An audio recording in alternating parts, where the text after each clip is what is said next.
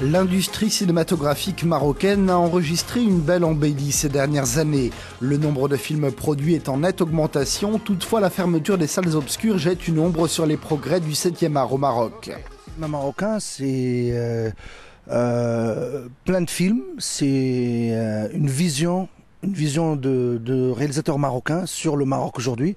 Je pense qu'il y a beaucoup de choses qui se passent au Maroc. Je pense que le cinéma marocain aujourd'hui se développe lentement mais sûrement.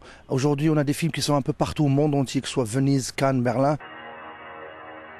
Il ne reste plus qu'une trentaine de salles de cinéma sur tout le territoire marocain. Il y a un quart de siècle, il y en avait 250. Le piratage et les copies de films aggravent le phénomène. Les salles de ciné du royaume sont en train de disparaître. Des acteurs marocains, cinéastes et propriétaires de salles directement concernés se sont engagés pour défendre le secteur.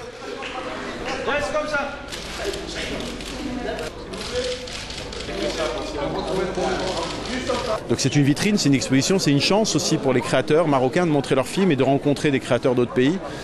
Il reste un point noir, c'est les salles de cinéma qui disparaissent et sur lesquelles il faut agir, mais agir très très vite. Mais je dirais que par rapport au reste du monde arabe, par rapport à l'Afrique, le Maroc, pour moi, et je le dis pas parce que je suis au Maroc, je le dis aussi un peu partout à l'étranger, a valeur d'exemple, a valeur de modèle à suivre.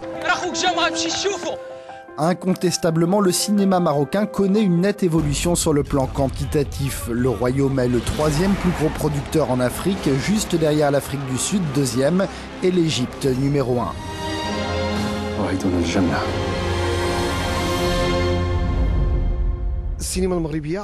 Le cinéma marocain est en progression. Il avance à grands pas vers une vraie industrie cinématographique. La preuve, ces dernières années, nous produisons entre 20 et 25 longs métrages et entre 50 et 60 courts métrages chaque année. Outre le piratage, le pays est confronté à un vrai problème de distribution dû à la compétition des chaînes satellitaires.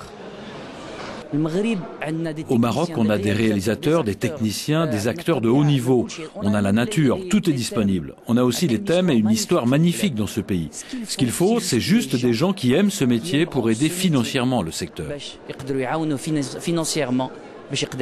Je pense qu'il y a une sorte de maturité dans les films marocains, dans le traitement des sujets et aussi dans la vision des réalisateurs. Personnellement, je considère cela comme un point positif pour nous les réalisateurs, les acteurs et pour les représentants du secteur de la production nationale. Les spectateurs se tournent généralement vers des films commerciaux, des comédies romantiques et des films d'action. L'audace n'est que rarement au rendez-vous, tant sur la forme que sur le fond. Les questions sociales, comme la pauvreté et la délinquance, en sont absents la plupart du temps. Le cinéma marocain a commencé à évoluer et à atteindre l'universel. Avant, personne ne connaissait le cinéma marocain, mais maintenant, il commence à être connu, grâce notamment aux acteurs. Le